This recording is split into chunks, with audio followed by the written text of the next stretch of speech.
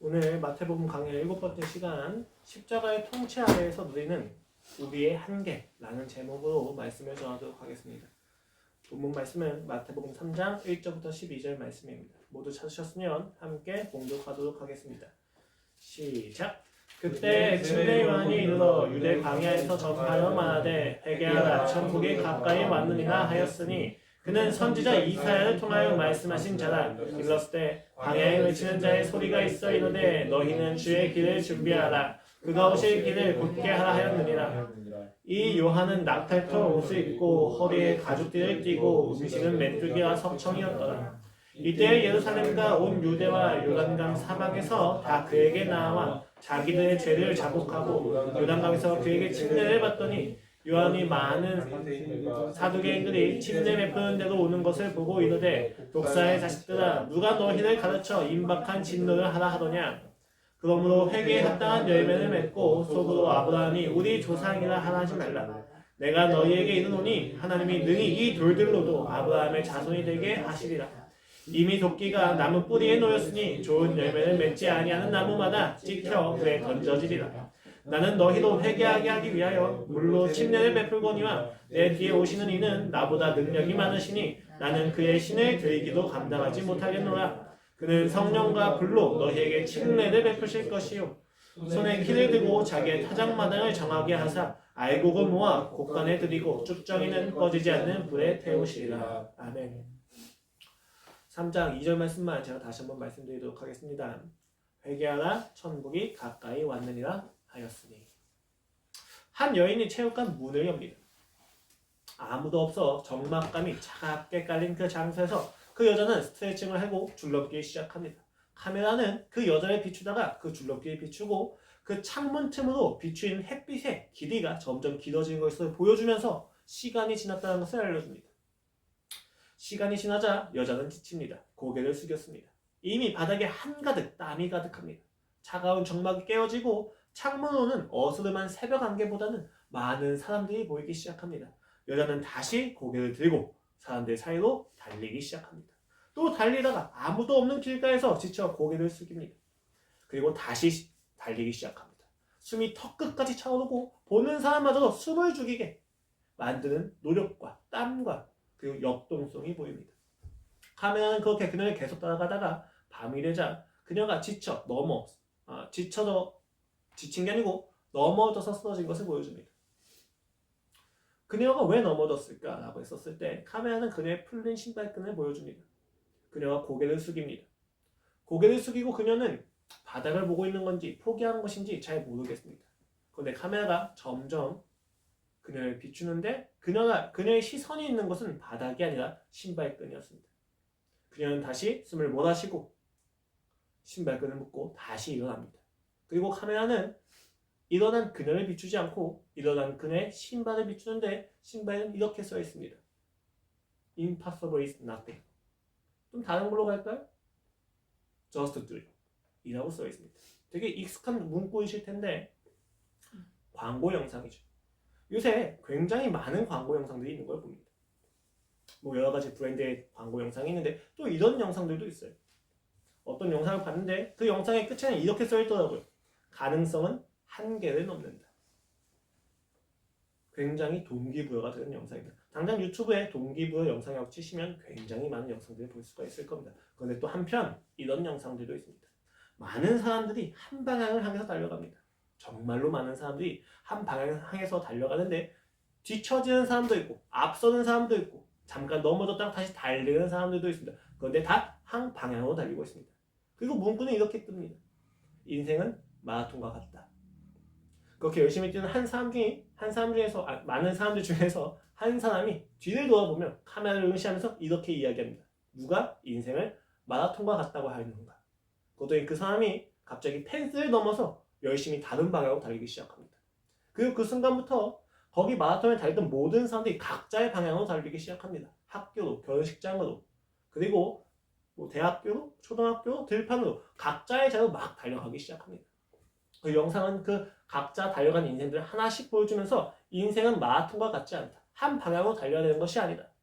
지치면 쉴 수도 있고 가끔은 돌아서서 반대로 달릴 수도 있는 거다. 라고 이야기를 던져줍니다. 그렇게 이야기하면서 그 영상은 우리가 한계를 극복하는 것이 아니라 그 한계 앞에서 한계를 수용하는 모습도 보여줄 수 있다고 이야기합니다. 왜? 인생은 그 인간수만큼 각자의 목표가 있기 때문입니다. 꼭 그 마라톤을 완주하는 것이 모두에게 주어진 과업은 아니라는 것입니다. 그렇기 때문에 한계를 우리가 꼭 극복할 필요가 없다는 이야기입니다. 오늘날만큼 인간에게 위로를 받게 하고 동기부여를 해주는 메시지가 넘치는 시대는 없었습니다. 정말로 많은 메시지가 우리를 위로하게 해주고 정말로 많은 메시지가 우리에게 동기부여를 해줍니다. 그리고 이러한 메시지들 가운데 꼭 반드시 활용되어진 주제가 있다면 한계라고 하는 주제입니다. 동기부여할 때는 이 한계를 극복해야 된다고 이야기합니다. 위로를 줄 때는 그 한계 앞에서 가끔은 쉬어도 괜찮다고 이야기합니다. 영화 인터스텔라에서는 이렇게 이야기합니다. 우리는 답을 찾을 것이다. 항상 그랬듯이. 그런데 우리는 그 영화를 어떻게 봅니까? 한 권의 책을 들고 그 영화를 봅니다. 그 책의 제목은 무엇입니까? 하마터면 열심히 살 뻔했다. 혹은 완전하지 않은 것들에 대한 사랑. 이러한 책의 제목들을 보면서 우리는 끊임없이 메시지를 받아들이게 됩니다. 여러분, 묻고 싶습니다. 왜 우리는 한계를 극복해야만 합니까? 왜 우리는 한계를 받아들일 수 있습니까? 상반된 메시지 가운데서 우리는 한계를 어떻게 이해해야만 합니까? 기독교 신앙 안에서 한계라는 것은 무엇을 의미합니까? 라는 질문을 가지고 오늘 설교를 한번 살펴보도록 하겠습니다. 본문 말씀을 살펴보도록 하겠습니다. 마태복음의 서론이 끝났습니다. 그 1장 1절부터 예수 그리스도의 계보가 시작되었다라고 이야기하면서 마태복음이 하는 주제는 예수님이 누구신가에 대해서 이야기하는 거라 말씀을 드렸습니다. 예수님이 누구신가에 대해서 계보가 이야기하는 것은 이전까지 있던 역사들을 배척하는 것이 아니고 수용하시면서 새로운 시대를 만들어내시는 왕으로서 예수 그리스도라고 이야기 드렸습니다. 그리고 나서 예수 그리스도의 출생과 관련해서 구약의 4가지 사건, 4가지 말씀이 성취가 되었다고 말씀드렸습니다. 이러한 무대에서의 주제는 무엇이었느냐? 수치와 죽음을 가지고 사랑의 나라를 만들어내시는 예수 그리스도 왕이라는 것입니다. 이러한 주제의 끝에서 이제 마태는 본격적으로 예수님의 이야기를 시작합니다. 왜 그렇습니까? 이제 새로운 나라가 되었는데 이 나라의 중심은 통치자 예수 그리스도라는 겁니다. 통치자가 다르면 그 나라의 원리도 다를 수밖에 없기 때문에. 그렇기 때문에 이제 마태는 예수님이 누구신지에 대해서 얘기하기 시작합니다. 그런데 이 예수님에 대한 시작이 예수님이 아니라 침례 요한입니다. 침례 요한에 대한 이야기를 하면서 그는 예수님에 대한 이야기를 시작하는 것입니다. 그래서 3장 1절부터 12절까지는 침례 요한이 예수님을 만나기 전까지 어떻게 사역했고 어떤 메시지를 던졌는지에 대한 이야기가 담겨져 있습니다. 3가지의 문단으로 나눠진 첫째는 1절부터 4절까지의 내용입니다. 1절부터 4절까지의 내용은 침례 요한이 어떤 사람인지 그리고 그가 전한 메시지가 무엇인지에 대해서 이야기합니다. 그리고 5절부터 10절까지는 그가 메시지를 전했더니 예루살렘과 온 유대를 넘어서 사람들이 와서 침례를 받았다는 이야기와 함께 사두개인과 바리새인이 등장합니다.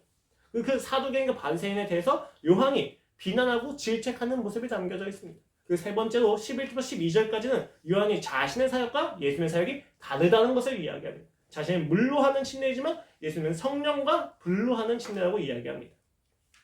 오늘 저희의 관심은 회개하라 천국이 가까이 왔느니라 라고 하는 부분입니다. 왜?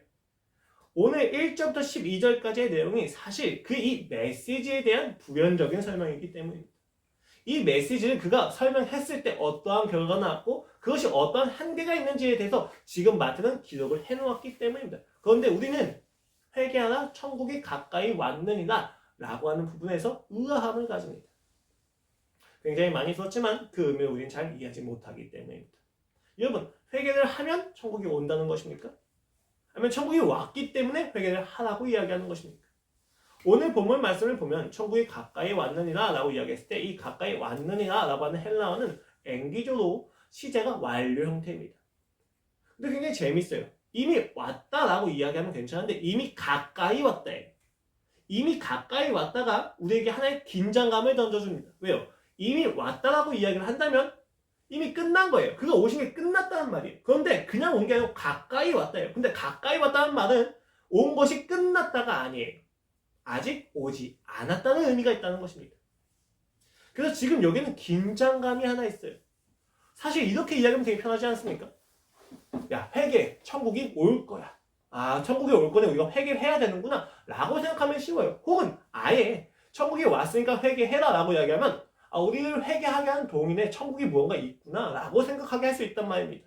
그런데 오늘 본문은 천국이 이미 가까이 왔다. 즉, 오긴 왔는데 다 오진 않았다. 그러니까 회개해라 라고 이야기한다는 것입니다. 이러한 긴장감에 대해서 우리는 어떻게 이해해야만 합니까? 이러한 긴장감을 이해하기 위해서 마태는 세 가지의 문단을 통해서 하나하나 설명합니다. 아까 말씀드렸듯이 1절부터 4절까지 침례 요한을 설명하면서 구약의 성취를 이야기합니다. 그 구약의 성취 아래에서 이루어진 결과를 이야기하는 거죠.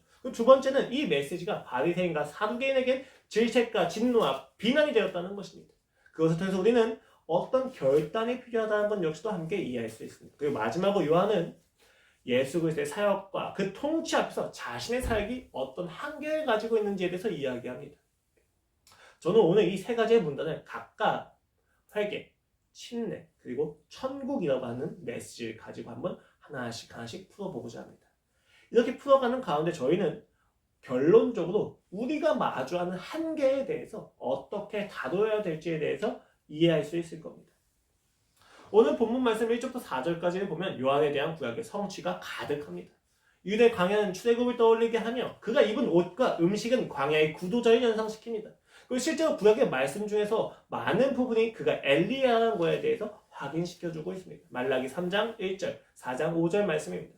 만군의 여호와가 이르노라 보라 내가 내 사자를 보내리니 그가 내 앞에서 길을 준비할 것이요 또 너희가 구하는 바 주가 갑자기 그의 성전에 임하시리니 곧 너희가 사모하는 바 언약의 사자가 임하실 것이다. 언약의 사자가 임할 건데 그가 임하기 전에 길을 준비하는 자가 있다는 것입니다.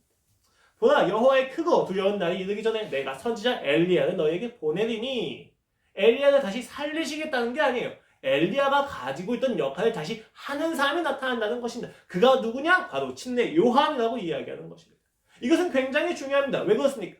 증언하는 사람의 신뢰도가 높아질수록 그 증언을 받고 있는 사람에 대한 신뢰도도 높아지기 때문입니다. 근데 증언을 전하고 있는 침례 요한의 신뢰도가 굉장히 높아요. 왜? 구약의 성취로서 그가 나타났기 때문에. 그렇기 때문에 그가 증언하고 있는 예수 그리스도에 대한 신뢰도도 당연히 높아질 수밖에 없다는 것입니다. 그러한 성취 가운데서 침례 요한이 외칩니다. 회개하라! 천국이 가까이 왔느니라. 이것은 이사야서 40장의 말씀의 성취입니다. 잠깐 살펴보도록 하겠습니다. 이사야서 40장 1절부터 5절 말씀입니다. 너희의 하나님이 이르시되 너희는 위로하라. 내 백성을 위로하라. 너희는 예루살렘의 마음에 다투는 마음에 그것에게 외치라. 그 노역의 때가 끝났고 그 죄악이 사함을 받았느니라.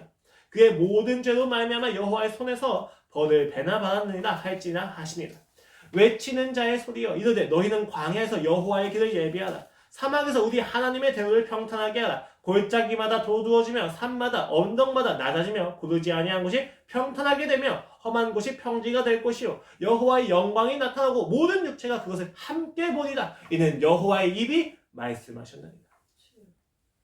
이사야서 말씀은 간단히 보시면 남유다의 불신에 대한 하나님의 메시지입니다. 그런데 굉장히 재밌는 것은 이사야서 중간에 히스기야에 대한 역사적인 이야기가 쭉 담겨져 있고 그것을 기점으로 전반부는 이스라엘에 대한 멸망을 이야기합니다. 남유다의 멸망이죠. 그리고 그것을 기점으로 그 이후부터는 이스라엘, 남유다의 구원에 대해서 이야기하는데 이 남유다의 구원은 남유다만의 구원이 아니라 온 인류의 구원입니다. 그리고 지금 오늘 본문 말씀 40장에서 오늘 본문이 인용하고 있는 이사야서 40장은 그 구원을 시작하는 첫 단계입니다. 심판이 끝나고 심판에 대한 예언이 끝나고 히스기야에 대한 역사적인 이야기가 쭉 끝난 다음에 그 다음에 이사야가 선포하는 메시지의 첫 번째는 위로하라였어요. 내 백성을 위로하라. 왜? 심판을 받았으니까. 그 심판이 선포되었으니까. 그 심판 가운데 있는 이스라엘 백성을 위로하라. 왜? 하나님이 다시 돌아오셔서 이제 구원을 이루실 거란다 라고 이야기하는 문맥입니다. 이것을 우리는 조금 더 역사적으로 살펴봐야만 합니다. 지금 이사야는 예언을 할 때 남유다가 바벨론에 멸망하고 포로가 된 후를 가정하고 있는 이야기입니다. 포로가 된 상태에서 너희는 이 메시지를 받아들여야 된단다 라고 선포하고 있는 것입니다. 포로가 되었는데 위로를 합니다. 왜요? 통치자가, 메시아가, 그리스도가 포로로 잡혀서 다 흩어진 모든 유대 백성들을 모아서 다 돌아오실 것이기 때문입니다. 그러니까 산마다 낮아지고 골짜기마다 도두어지라고 이야기하는 거예요. 왕의 귀환이기 때문이에요. 왕이 모든 유대 백성들을 데리고 돌아오실 거야. 근데 돌아오시는 그 길이 험하면 안 되잖아. 그러니까 싹 평탄화시켜라 라고 이야기하는 것입니다. 길을 곱게 만들라는 것입니다. 그러면 왕이 오실 때 더 편하게, 더 영광받으면서 올 수 있다는 것입니다. 여러분, 여기서 잘 생각해 보십시오. 지금 길을 예비해야 되는 것은 이스라엘 백성입니까? 아니면 당시에 이스라엘을 압제하고 있었던 이방 국가들입니까? 잘 생각해 보십시오. 지금 왕이 어떻게 와요? 혼자 옵니까? 아니요. 지금 왕은 흩어진 이스라엘 백성들 다 모아서 오고 있습니다. 그럼 이스라엘 백성은 지금 어디에 있습니까? 왕 뒤에서 따라오고 있습니다. 왕 뒤에서 따라오고 있는데 어떻게 골짜기를, 어떻게 산을, 그가 오는 대로를 준비할 수 있냐는 것입니다. 지금 이 산을 낮추고 골짜기를 돋워야만 하는 것은 이스라엘 백성이 아니라 이방 국가입니다. 그들이 가지고 있는 군사력과 경제력과 무력이 그가 오는 길을 막고 있다는 것입니다. 그러나 그것은 왕에게 문제가 되지 않습니다. 그래서 실제로 4절을 보면 우리가 그렇게 해야 되는 것이 아니라 그가 그렇게 하실 거라고 이야기하는 거예요. 그렇다면 왜 이러한 메시지가 이스라엘 백성을 대상으로 하고 있느냐라는 거죠. 지금 여기서 회개를 해야 되는 것은 누굽니까? 이방 국가들의 왕이 아니라 그를 따라서 돌아오고 있는 이스라엘 백성이라는 것입니다. 오늘 마태가 기록한 침례 요한의 메시지를 자세히 보십시오. 모든 것을 이루시고 흩어진 자들을 모아서 돌아오고 계신 왕 그리스도 예수에 대해서 그 길을 평탄하게 해야 된다고 이야기하는 거예요. 그가 오시니까 예수님이 오셨으니까 그 예수님이 오시는 길을 평탄하게 우리가 준비해야 돼. 근데 우리가 어떻게 준비할 수 있느냐? 회개하는 거야 라고 이야기하는 거죠. 왜 회개가 그가 오시는 길에 대한 준비가 되냐는 것입니다. 그 이유는 지금 이 회개를 하는 이스라엘 백성은 그의 뒤에서 따라오고 있기 때문입니다. 우리는 여러분 회개라고 하는 것을 들으면 이렇게 생각해요. 그가 천국을 이 땅에 임하게 하기 위하여 우리가 준비해서 그가 오실 수 있게 만들어야지 라고 생각하는 거예요. 그러니까 이거 좀 이렇게 이해하면 좀 쉽습니다. 군대. 저희가 군대에서 열심히 복역을 하고 복역이 아니죠. 병역의 의무를 다하고 있는데 그렇죠? 병역의 의무를 다하고 있는데 충격적인 소식이 날라옵니다. 우리 부대에 산불인데 우리 부대에 대통령이 온다는 거예요. 난리가 납니다. 무슨 말인지 다 아실 거예요. 그때만큼은 북한의 김씨 가문보다 우리나라 대통령이 더 싫습니다. 왜 굳이 우리 부대를 하면서 열심히 준비하죠. 형광등 위에 있는 먼지를 닦는 건 당연히 예상 일이고 낙엽이 떨어질 때마다 주워야 되며 눈이 있다면 눈은 다 치워야 됩니다. 얼만큼 우리 부대가 대통령을 맞이하는지에 대해서 괜찮은 부대인지를 얘기해야 되는 거죠. 사실 대통령이 진짜 오면 그렇게 관심도 없습니다. 그런데 그렇게 준비하는 게 군대에서 당연해요. 왜요? 대통령이 오니까. 근데 우린 여러분 이렇게 이해를 하는 거예요. 사실 이거 준비 누굴 위해서 하는 겁니까? 대통령 위해서 하는 겁니까? 아니죠. 대통령한테 잘 보여야 되는 우리 부대의 간부들을 위해서 하는 거죠. 우리는 사용되고 이용되고 있는 것 뿐이에요. 우리가 하나님이 오시는데 천국이 오는데 준비해야 된다고 이야기했을 때 이렇게 이해를 한다는 거예요. 그가 오시는 것에 대해서 조건을 주는 것처럼 제공하는 것처럼 내가 하나님이 오실 때 회개해서 내가 죄가 없는 모습이 돼서 정결한 모습이 되어야 그가 오실 수 있다고 생각을 한다는 거예요. 우리의 회개는 그가 오시는 조건으로 제공을 하고 싶어 한다는 거예요. 내가 좀 더 깨끗해져야지. 내가 좀 더 정결해져야지. 내가 좀 더 괜찮은 사람이 되어야지 라고 생각하면서 우리는 회개를 준비로 이해한다는 것입니다. 그러나 이 준비는 왕을 위한 게 아니라 백성을 위한 겁니다. 성경에서 이야기하는 회개는 우리가 구원받는 조건으로서 받는 것이 아니라 구원받는 방법으로서 그가 우리에게 주신 겁니다. 회개해서 구원을 주시는 게 아니라 회개를 했기 때문에 이미 주어진 구원을 누릴 수 있다는 겁니다. 내가 하는 회개는 조건이 아닙니다.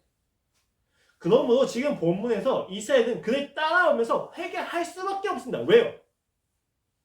지금까지 내가 그토록 살을 낮추려고 했고 골짜기를 메우려고 했고 그가 오시는 길을 예비하려고 했는데 내가 했던 모든 수단과 노력과 의지가 얼마나 비참하고 하찮은지가 보이는 거예요. 어디 앞에서? 내가 따라가고 있는 그 왕이 얼마나 탁월하게 자신의 길을 개척해 나가는지를 보면서 말합니다. 지금 이스라엘 다스린 것은 로마입니다. 그 로마가 그 길을 닦아줘야 되는 거죠. 하지만 실제로 마태복음이 제시하고 있는 그 길을 막고 있는 것은 로마가 아니라 이스라엘 백성 그 자체였습니다. 그들이 준비하려고 했던 마음, 정결하시려고 했던 마음, 그들이 하나님을 좀 더 깨끗하게 받아들이려고 했던 조건으로 제시하려고 했던 그들의 깨끗함이 그 예수님을 죽이려고 했던 헤롯과 예루살렘의 그 소극적인 적대감의 본질이었습니다.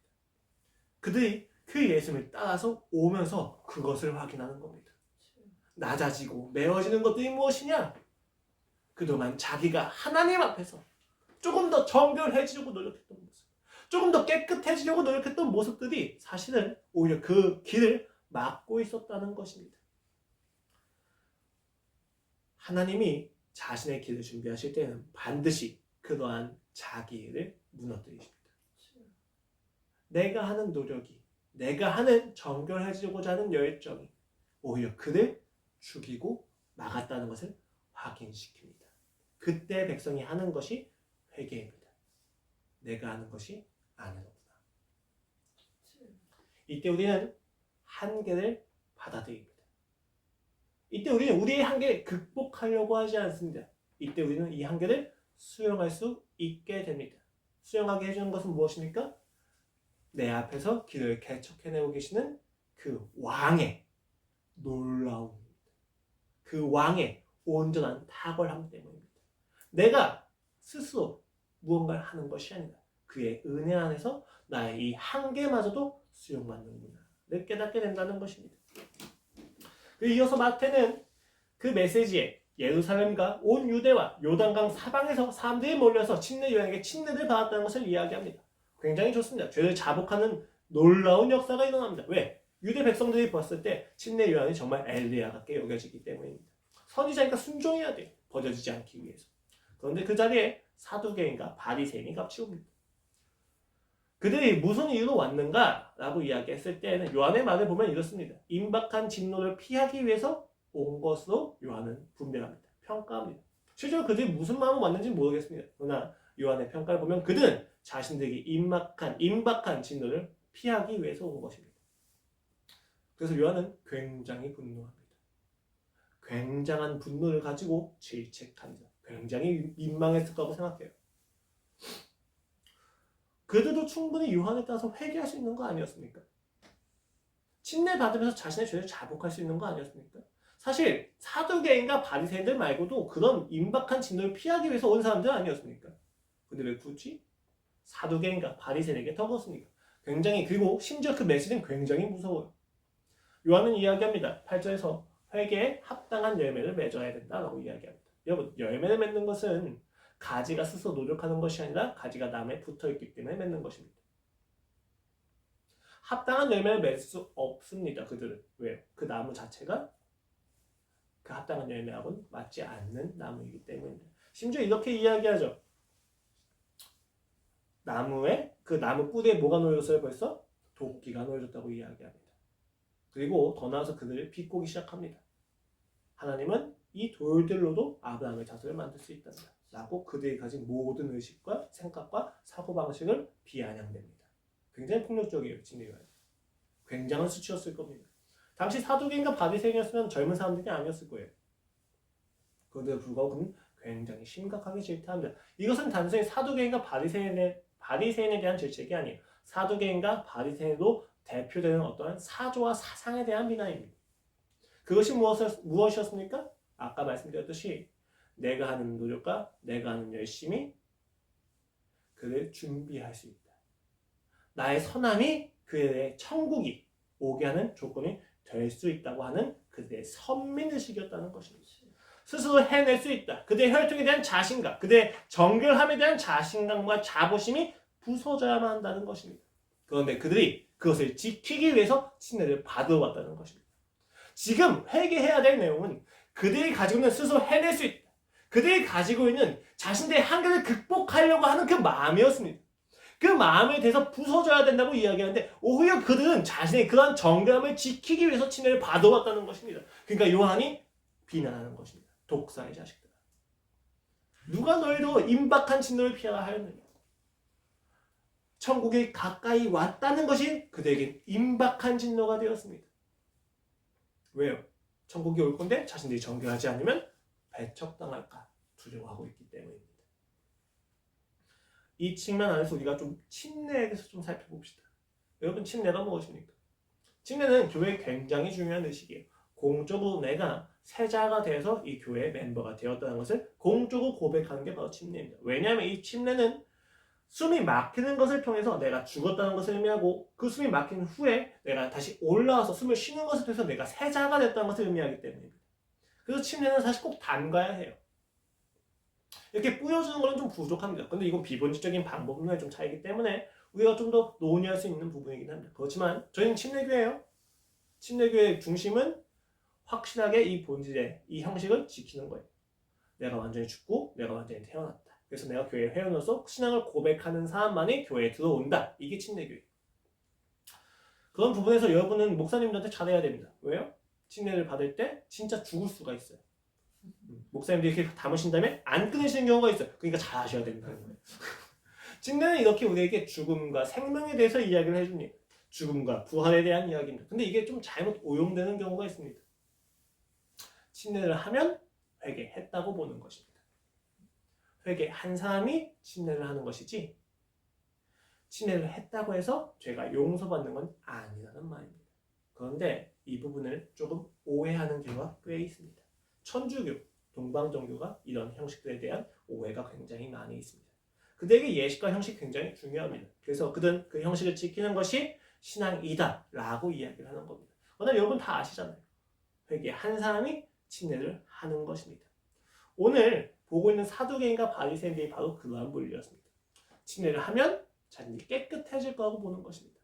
침례를 하면 자신들이 정결해질 거라고 보는 것입니다. 어떠한 행위와 율법을 지켰다고 해서 그가 구원하기에 충분한 조건을 갖추었다고 이해한다는 것입니다. 그렇게 그들은 오해하고 있는 거죠.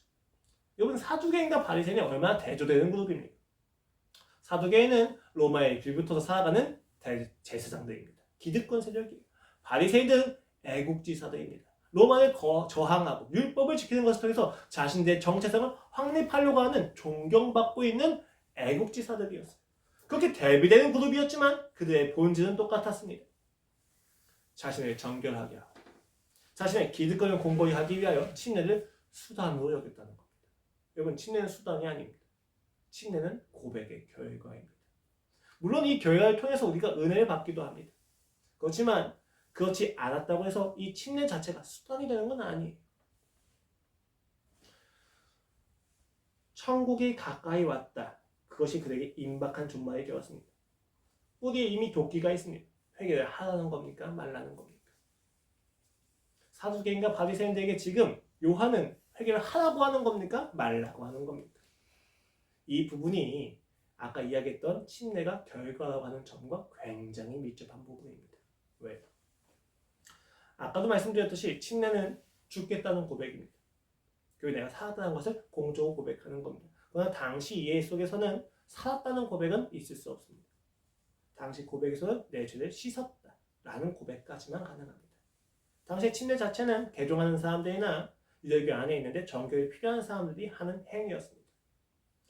지금 요한은 사두개인과 바리새인한테 이렇게 이야기하는 거예요. 야, 너희는 아무리 지금 그런 마음으로 침례를 받는다 해도 소용이 없어 라고 이야기하는 거예요.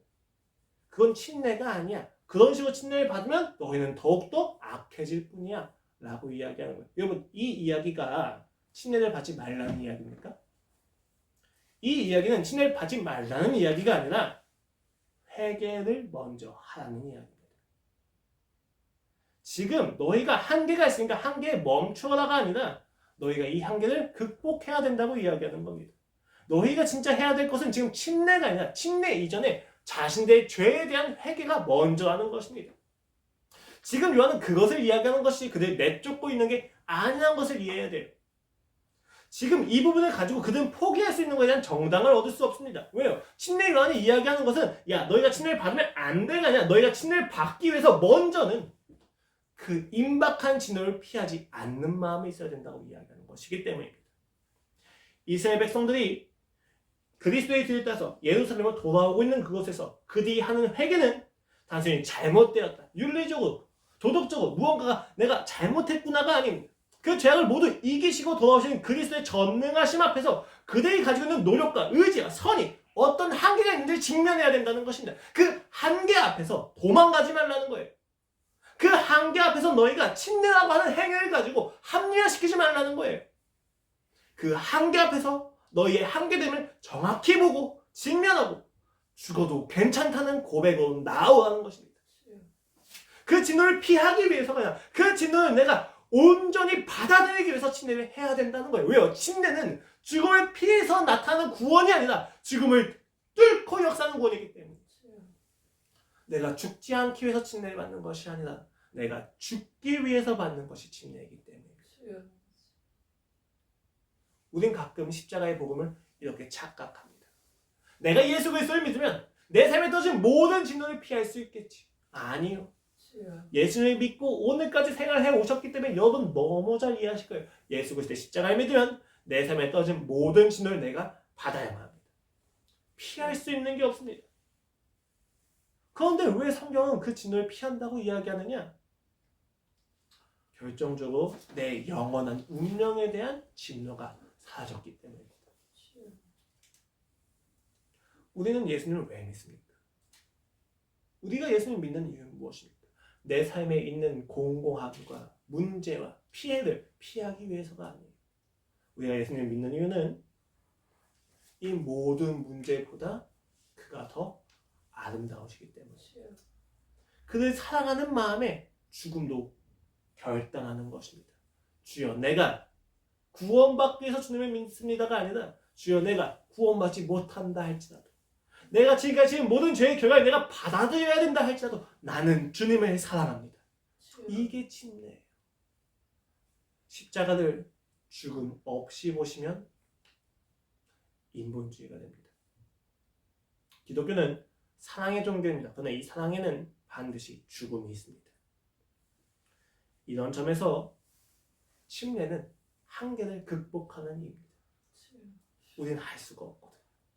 우리는 우리의 죄 앞에서 도망가는 것이 최선입니다.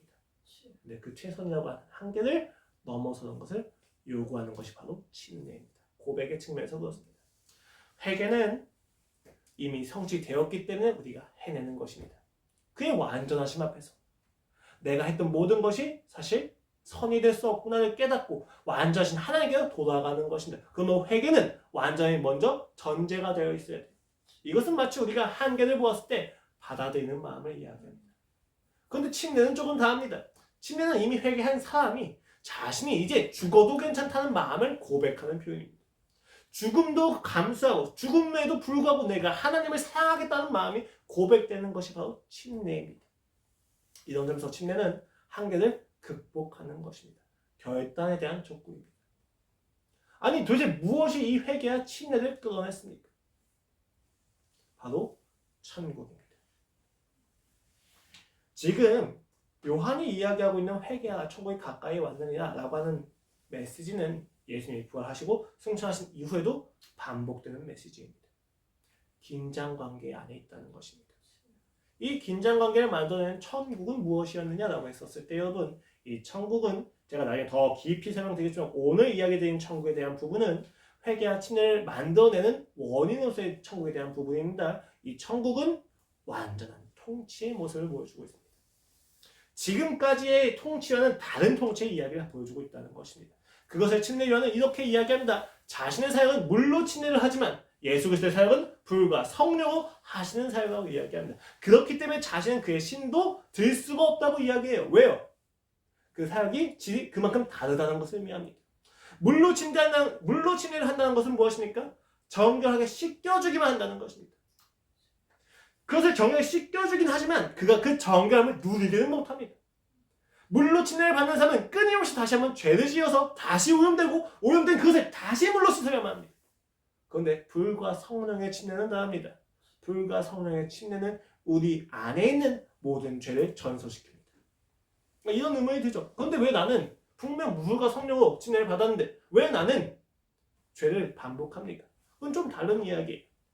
물로 침례를 받는 사람이 죄를 범하는 것은 죄의 본질이 살아있는 상태에서 진짜 죄를 반복하는 것입니다. 그러나 불과 성령으로 침례를 받은 사람이 죄를 반복하는 것은 이미 그 뿌리가 없는 상태에서 속아서 한다는 것이 이러한 차이점이 있다는 것입니다. 이러한 차이점은 어디서 발생합니까? 불과 성령이 보다 근본적이라는 이야기입니다.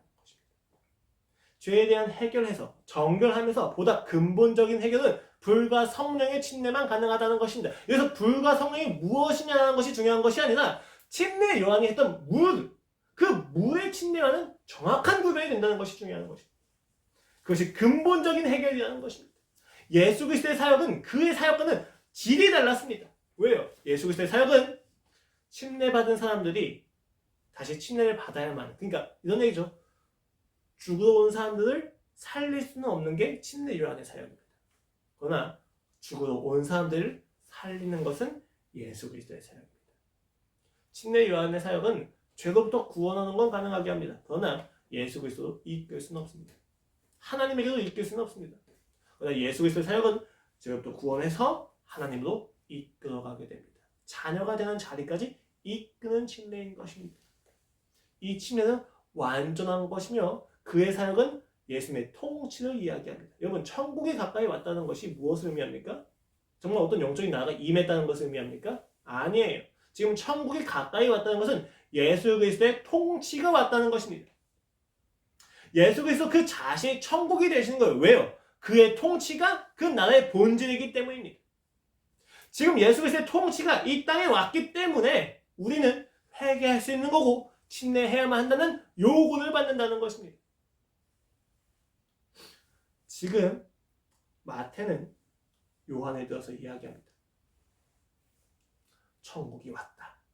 누구한테요? 1차적인 독자가 누굽니까? 유대교로부터 기독교로 전향하는 과정에서 고민하는 사람입니다.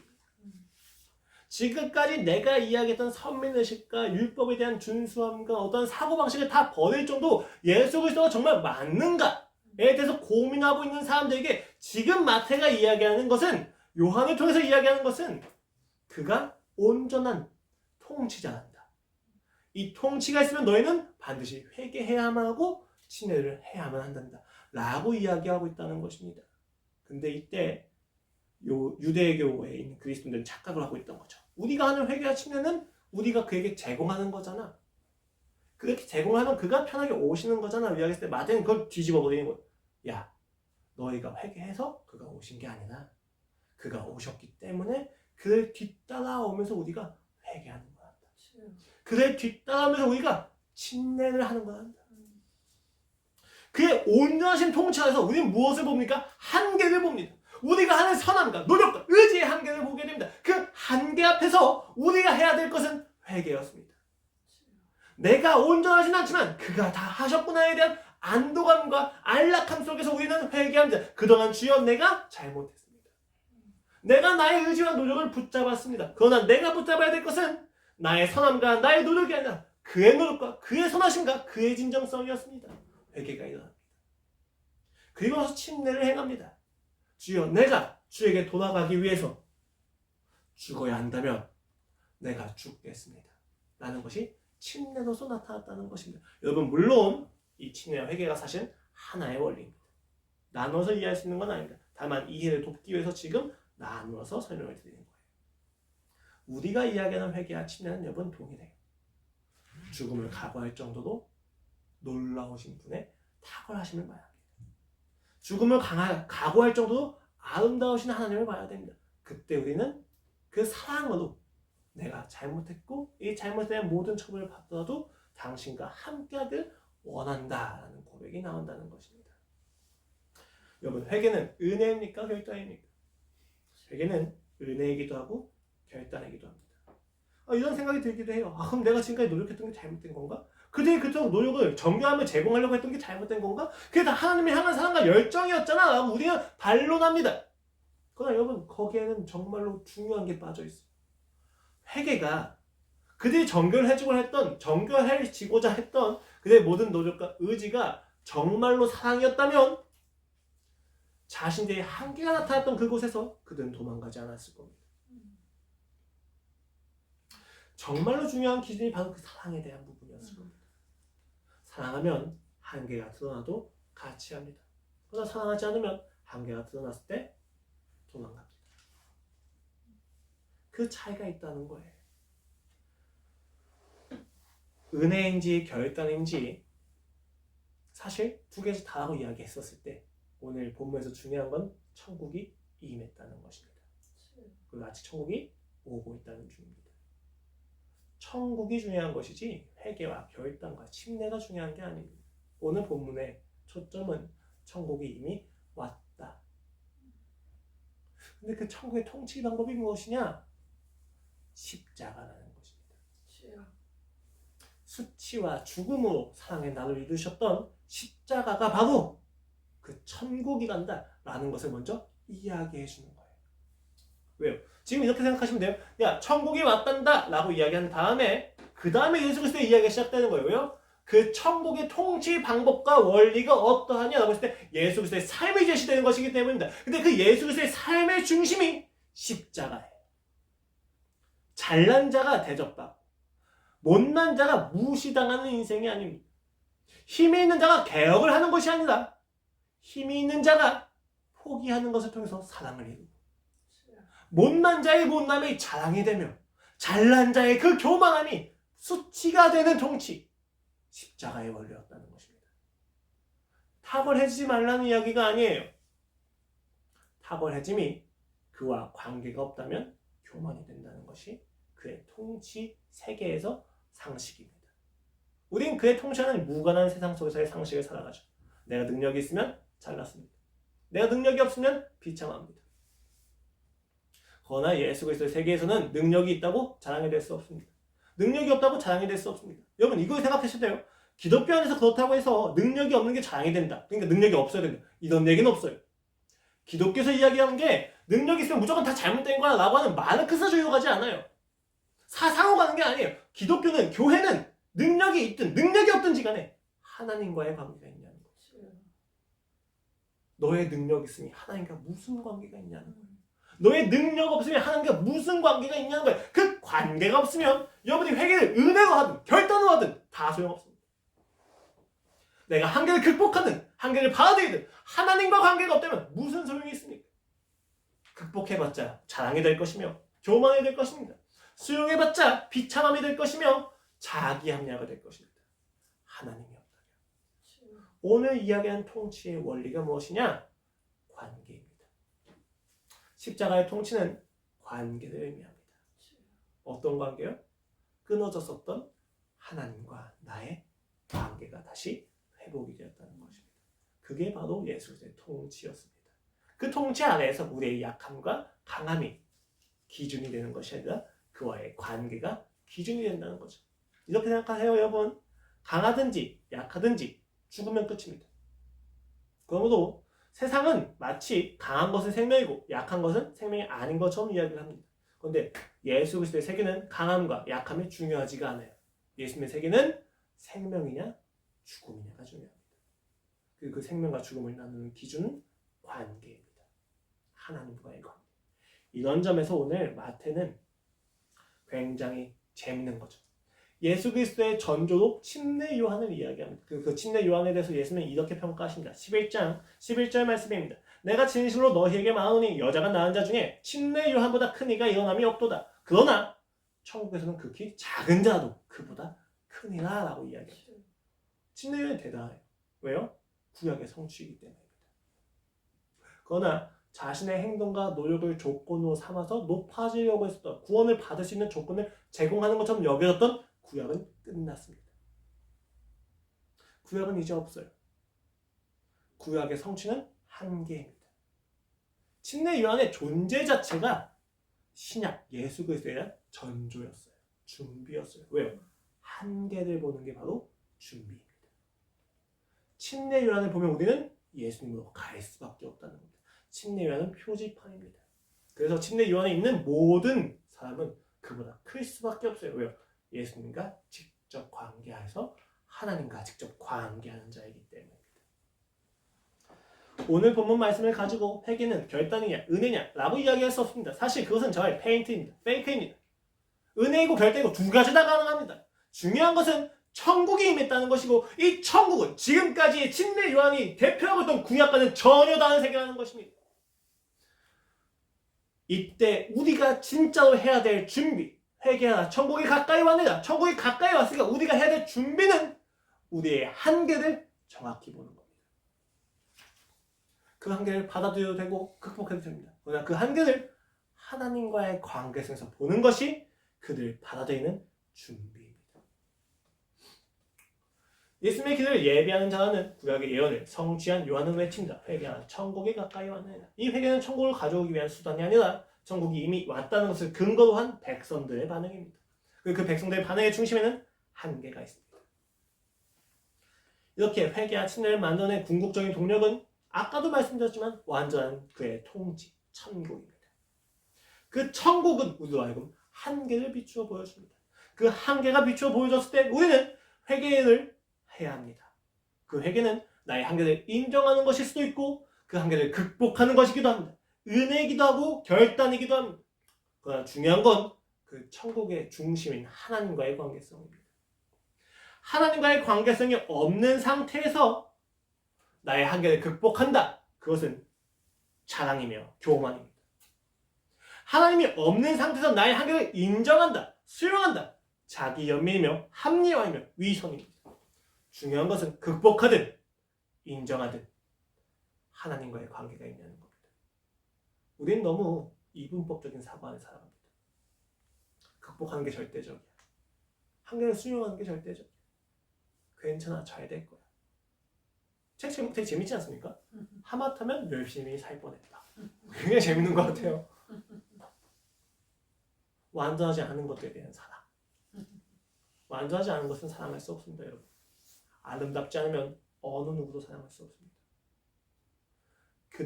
그리스도인이 완전하지 않은 것을 사랑할 수 있는 이유는 완전한 것을 알기 때문입니다. 또 동시에 반대로 여러분 너무 냉정하지 않습니까? 열심히 해야 된다. 한계를 극복해야 된다. 여러분 한계를 극복하지 않은 모든 인생은 쓰레기가 됩니까? 1등은 한 명밖에 될 수가 없습니다. 모두가 다 1등이 되는 순간 그것은 사회가 아닙니다. 모두가 다 1등이 되는 순간 꼴등은 누가 합니까? 모두가 다 1등이 되면 모두가 꼴등이 되는 것과 똑같아지는 게 그쵸? 그게 논리적인 거죠. 그러니까 마르크스 주의는 잘못됐다는 거예요. 그리고 실제로 나타났을 때도 그것이 엘리트주의로 나타날 수밖에 없다는 것도 우리가 알고 있어야 됩니다. 여러분, 한계를 극복하냐, 한계를 인정하느냐 중요하지 않습니다. 극복하기도 하고 인정하기도 해야 됩니다. 중요한 건 왜 극복하냐, 중요한 건 왜 인정하느냐는 거예요. 한계를 극복했는데 내가 사랑하는 아내가 없어졌어요. 무슨 소용입니까? 한계를 인정했는데 여전히 혼자입니다. 무슨 소용입니까? 하나님과의 관계성 안에서 극복할지 인정할지 생각해야 되는 거예요. 이게 여러분 이 긴장 관계 속에 있는 우리의 인생입니다. 하나님의 나라가 이미 임했지만 아직 임하지 않았다는 그 긴장 관계 속에서 우리는 끊임없이 은혜를 경험하면서 끊임없이 결단합니다. 아니 은혜하면 그럼 그냥 우리가 아무것도 안 해도 되지 라고 하는 것은 무지함이에요. 하나님이 우리의 이 긴장 관계 안에 둔 것 자체가 이 중심이 극복하냐 인정하냐가 아니라 극복하든 인정하든지 간에 너는 나를 아느냐를 물어보시는 하나님이 아닙니다. 하나님 끊임없이 물어보신 거예요. 주님 내가 극복해왔습니다. 주님 내가 나를 위로를 받았습니다. 내가 이만큼 사람에게 많은 영향을 끼쳤습니다. 그럼 하나님 물어보신다. 그것이 나와 무슨 상관이냐? 너는 나와 어떠한 관계를 해야 하느냐? 너는 나를 얼만큼 알았느냐? 우리가 가끔 사역자들이 특히 사역을 할 때, 사람들을 케어할 때 그 사람들이 얼만큼 변화되는지에 대해서 굉장히 관심을 쏟을 때가 있습니다. 근데 여러분 생각해 보십시오. 그 사람이 아무리 변한다 한들 그 변하는 과정 속에서 내가 하나님을 알지 못했다면 아무 소용이 없습니다. 우리가 가지고 있는 신앙의 본질은 하나님과의 관계입니다. 지금 마태복음을 보고 있는 독자들은 스스로가 하나님의 편이라고 생각합니다. 그러나 예수 그리스도를 믿지는 않습니다. 그리스도를 완전하게 주님으로 선포하지가 않고 고백되지가 않은 상태여서 혼란이 오는 겁니다. 하나님의 편이라고 그들을 주장하지만 예수님과 그들은 관계가 없습니다. 그러면 그들은 반드시 하나님을 죽입니다. 마태가 그런 걸 이야기하는 거예요. 야, 너희가 하나님을 좋아한다면서 왜 예수 그리스도를 좋아하지 않니? 너희가 하나님은 완전하다 이야기하면서 왜 예수 그리스도는 완전하지 않다고 이야기하니? 단 한 가지, 예수 그리스도는 이 땅에서 우리가 바라는 기준대로 능력 있는 것처럼 나타나지 않았기 때문입니다. 거기에 대해서 마태가 뒤집어서 얘기하는 거예요. 야, 그 능력 없는 무능력함이 진짜 능력이란다. 그것 때문에 너희가 살았잖니. 그것 때문에 우리가 진짜 중요한 본질은 사랑을 알았잖니. 라고 그들의 한계를 보여주는 겁니다. 너희가 이야기한 그 능력이 어떤 결과를 가져왔니? 마태복음 전반적으로 계속해서 강조가 됩니다. 그들이 이야기한 능력과 그들이 원하는 소원들이 예수님을 얼마나 처참하게 죽였는지, 너희가 그토록 이야기하는 열심히 하나님을 얼마나 열심히 배격하는 예수님, 하나님을 얼마나 배신하는 결과가 나타나는지 끊임없이 그들의 한계를 보여주는 겁니다. 그러나 그 한계를 보여주는 것 자체가 절망이지만 동시에 희망입니다. 왜요? 한계를 보여주는 사람이 사랑하는 완전자이기 때문에 그렇지. 그때 그들은 힘을 얻습니다. 그렇군요. 내가 잘못했군요. 돌아갈 수가 있다는 거예요. 여러분, 돌아가는 것에 대한 희망이 없으면 회개할 수가 없습니다. 잘못했다는 것에 대해서만 정죄가 계속 일어나면 회개할 수가 없어요. 여러분, 여기서 제가 분명히 이야기합니다. 여러분의 죄에 대해서 고민하고 죄에 대해서 절망하는 거 하나님과 관계가 없다면 다 쓰잘데기 없습니다. 여러분이 아무리 죄에 대해서 직면한다 할지라도 하나님에 대한 사랑을 하지 못한다면 다 쓰잘데기 없습니다. 마찬가지예요. 반대 논리도 마찬가지입니다. 아무리 내가 하나님의 사랑을 한다 할지라도 내 죄를 몰랐잖아요. 아무 소용없습니다. 중요한 건 하나님과의 관계입니다. 중요한 건 하나님과의 관계에서 왜 내가 죄를 회개해야 되는지, 왜 내 죄가 끔찍한지 아는 것이지, 그게 아니면 우리는 아무 소용이 없다는 거예요. 죄에 대한 강조마저도 악함이 됩니다.